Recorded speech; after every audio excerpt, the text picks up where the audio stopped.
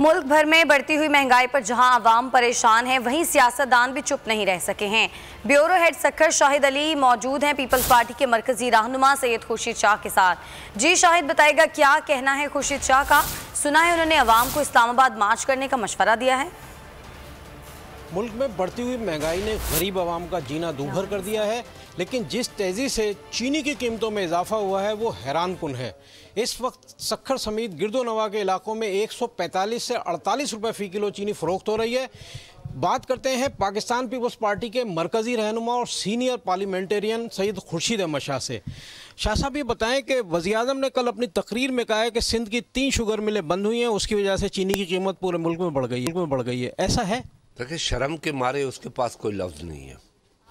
वो अपनी नाकामियों को छुपाने के लिए अपने मुखालफिन पे इल्ज़ामात के उधर इल्ज़ामात लगा रहे हैं। अगर सिंध की 3 शुगर मिलें बंद हो गई हैं तो खैबर पख्तूनख्वा की मिलें कितनी बंद हो गई हैं, पंजाब की मिलें कितनी बंद हो गई है, टोटल मिलें कितनी हैं। 150 का नाम सुन के कांप जाते हैं हम। तो जब शुगर 150 हो गई तो ये अनकरीब 260-270 रुपये भी चली जाएंगी। मगर ये मुझे बताएं कि पेट्रोल की कीमतें जो 150 के करीब पहुंच गई है, क्या सिंध में जितने वेल थे वो सारे बंद हो गए?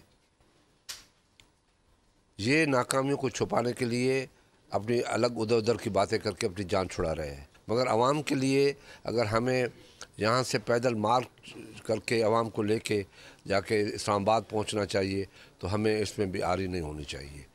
बिल्कुल ठीक बात है कि जो महंगाई है उसकी वजह से मुल्क के अवाम परेशान हैं और सैयद खुर्शीद अहमद शाह ने इंदिया बहुत शुक्रिया शाहिद।